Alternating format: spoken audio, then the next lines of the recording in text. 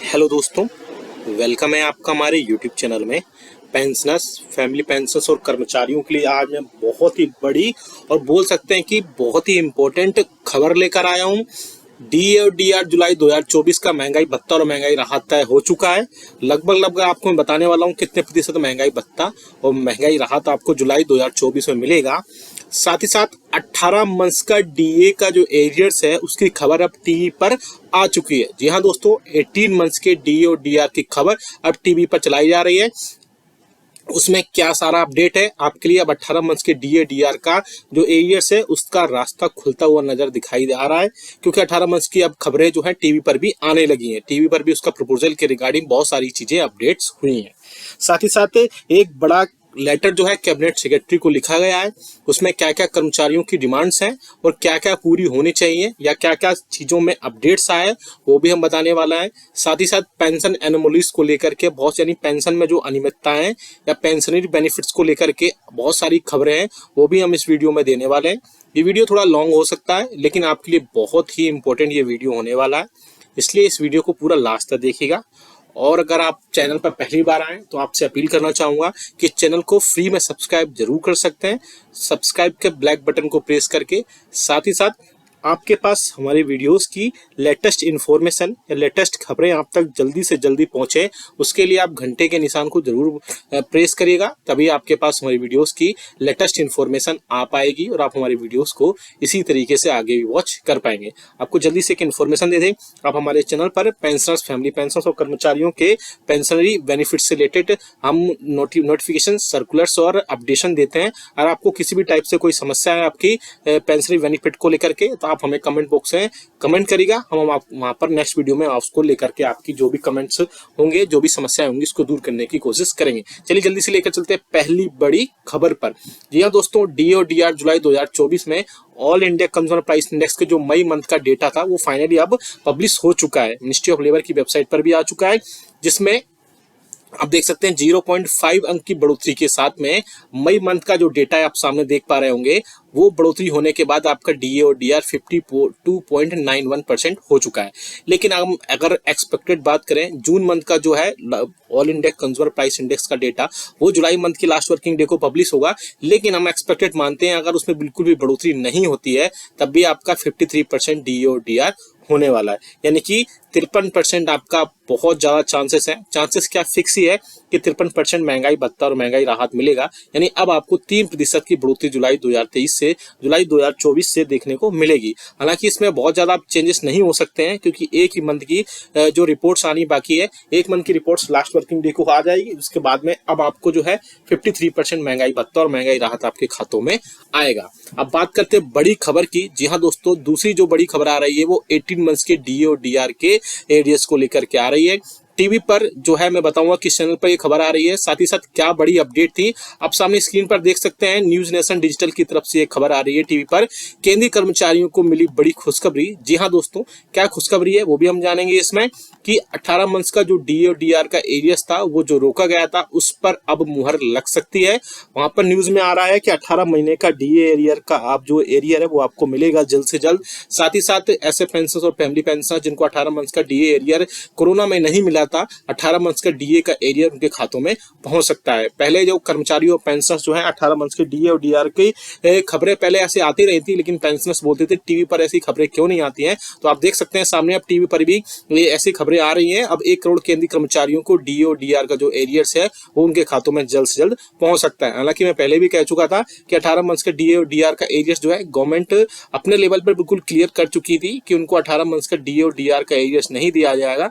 लेकिन अब जो न्यूज में ऐसी चीजें आने के बाद फिर से कर्मचारियों की एक होप जाग गई है कि क्या वाकई में 18 मंथ्स का डीए और डीआर का जो एरियर्स है वो उनके खातों में आएगा। तो मुझे भी लगता है आपको भी लगना चाहिए साथ ही साथ कि 18 मंथ्स का डीए और डीआर को जो एरियर्स है वो आपके खातों में जरूर आना चाहिए। तो आप हमें कमेंट करके बताएगा कि आपका 18 मंथ्स का डीए और डीआर का एरियर्स के रिगार्डिंग आपके क्या डिस्कशंस हैं।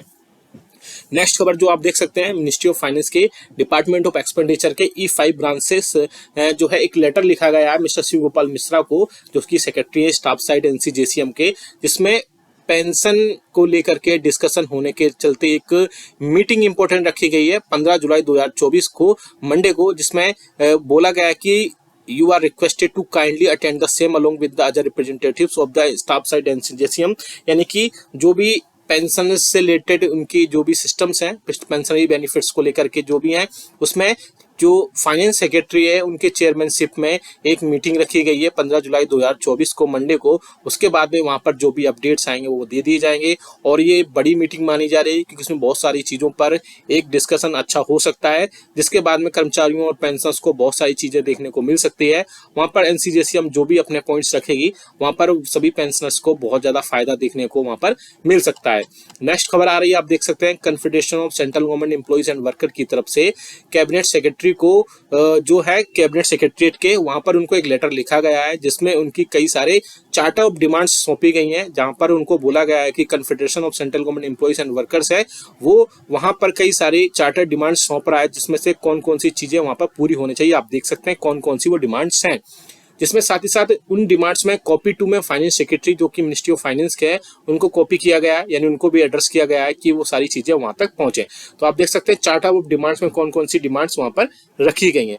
पहली डिमांड जो रखी गई है immediate constitute of at the central पे कमीशन, जो कि बहुत ही अच्छी है। अगर 8वें वेतन आयोग जल्द से जल्द आता है यानी कि 2026 से लगता है तो ऐसे में पेंशनर्स को बहुत ज्यादा राहत मिलेगी और उनकी पेंशन में काफी हद तक बढ़ोतरी हो जाएगी। अभी आपकी मिनिमम पेंशन 9,000 रुपए है, लेकिन उसमें बढ़ोतरी होने के बाद काफी हद तक बढ़ोतरी उसमें हो जाएगी। उसमें डिपेंड करेगा क्या फिटमेंट फैक्टर है, किस फिटमेंट फैक्टर पर 8वें वेतन आयोग को इम्प्लीमेंट किया जाता है, क्योंकि 7th पे कमीशन में 2.57 बेसिस पर किया गया था, 8th पे कमीशन उसके बाद ही सारी चीजें वहां पर अपडेट की गई थी और उसी के बेसिस पर आपका फिर जो है पेंशन जो है 9,000 रुपए तय की गई थी। लेकिन 8वें वेतन आयोग में जो फिटमेंट फैक्टर होगा वही सबसे इंपॉर्टेंट या बोल सकते हैं कि क्रूशियल रोल प्ले करेगा आपकी पेंशन साथ ही साथ कर्मचारियों की जो है बेसिक सैलरी को बढ़ाने में। नेक्स्ट जो आ रही है आप देख सकते हैं scrap NPS restore OPS for all employees. ये एम्प्लॉइज की बहुत पहले से डिमांड रही है कि सरकार एनपीएस को स्क्रैप करके फिर से ओल्ड पेंशन स्कीम को लेकर के आए। साथ ही साथ जो 1 जनवरी 2004 से जो कर्मचारियों में भर्ती हुए हैं या रिक्रूटमेंट हुआ उन सभी को फिर से ओल्ड पेंशन स्कीम को रिस्टोर किया जाना चाहिए और एनपीएस को वहां का हटा करके फिर से ओल्ड पेंशन स्कीम को वहां पर लाना जाना चाहिए। आप इस बारे में क्या सोचते हैं हमें कमेंट करके जरूर बताएगा। जैसे कि मैं 18 मंथ्स के डीए और डीआर की बात की थी कि जो कि कोविड-19 के टाइम पे 18 मंथ्स के डीए और डीआर को फ्रीज किया गया था, उसको वहां पर देने की फिर से बात की जा रही है। अब पॉइंट नंबर 3 में देख सकते हैं टू रिलीज 18 मंथ्स डीए और DR arrears which was frozen during the कोविड-19 pandemic to employees and pensioners, restoration of committed part of pension after 12 years instead of 15 years at present। इसमें बड़ी बात की जा रही है कि 18 मंथ्स के डीए डीआर का जो एरियर्स है जो कि कोविड-19 के टाइम पे फ्रोज किया गया था, पेंडेमिक के टाइम पे एम्प्लॉइज और पेंशनर्स को फिर से वहां पर दिया जाना चाहिए। साथ ही साथ एक और इम्पोर्टेंट आप देख सकते हैं यहाँ पर लेटर है, इम्पोर्टेंट यहाँ पर अपडेट दी गई है कि जो कम्यूटेशन पार्ट है पेंशन का वो वहां पर जो है 15% है, उसके 15 साल है, उसकी जगह पर 12 साल पेंशन का कम्यूटेशन होना चाहिए, क्योंकि कम्यूटेशन को लेकर के पहले भी पेंशनर्स और कर्मचारी परेशान रहे हैं इस चीज को लेकर के। ये कम्यूटेशन का जो पार्ट है पेंशन का वो 15 साल की जगह 12 साल या 10 साल तक होना चाहिए, ना कि 15 साल। इस पर क्या जवाब आता है वो हमें कमेंट करके जरूर बताएगा आपका।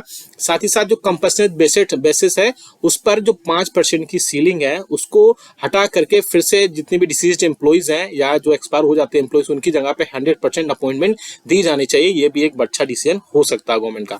आगे आने वाले पॉइंट नंबर 5 पे आप देख सकते हैं fill up all vacant post of all cadres in departments, stop outsourcing and contractualisation in government departments. तो आप देख सकते हैं कि जो वैकेंसी जितनी भी खाली है सारे कैडर्स में डिपार्टमेंट्स में उन सबको वहां पर भर्ती की जानी चाहिए। आगे आप देख सकते हैं इसमें फेडरेशंस और यूनियंस को लेकर भी कई सारे अपडेट दिए गए हैं। साथ ही साथ जो कैजुअल एम्प्लॉइज है उनको, कॉन्ट्रेक्चुअल लेबर्स है, जीडीएस एम्प्लॉइज हैं उनको भी इक्वल पे के पर सारी चीजें रखी जानी चाहिए, जो कि ऑटोनोमस बॉडीज के सेंट्रल गवर्नमेंट एम्प्लॉइज में जो भी सारी चीजें वहां पर अलाउंसेस और भत्तेस वगैरह जो सारे उनकी बेसिक वगैरह होती है उन सबको चीजें वहां पर की जानी चाहिए। तो 7 बड़े इसमें चीजें हैं, 7 बड़े डिमांड्स हैं कर्मचारियों की, जो कि एसोसिएशन और फेडरेशन लगातार सरकार से इसमें बातचीत कर रहे हैं। तो आप हमें कमेंट करके बताएगा कि आपको इनमें से सबसे पहले कौन सी डिमांड पूरी होती दिखाई दे रही है, या फिर आपके हिसाब से इनमें से कौन सी डिमांड सबसे पहले पूरी होनी चाहिए। इसके अलावा पेंशनर्स के लिए 18 मंथ्स का डीए और डीआर के रास्ते अभी काफ़ी खुल सकते हैं, क्योंकि अभी बजट सेशन स्टार्ट हुआ है। तो बजट सेशन में जो है सभी लोगों ने अपने अपने प्रपोजल्स गवर्नमेंट को भेजे हैं। अब देखते हैं मिनिस्ट्री ऑफ फाइनेंस की तरफ से या वित्त मंत्रालय की तरफ से क्या क्या चीज़ों पर अपडेशन मिलता है, साथ ही क्या क्या चीज़ों पर, इन सारी चीज़ों पर आप हमें कमेंट करके बताएगा कि कौन कौन सी चीज़ों पर अब आगे इसमें चीज़ें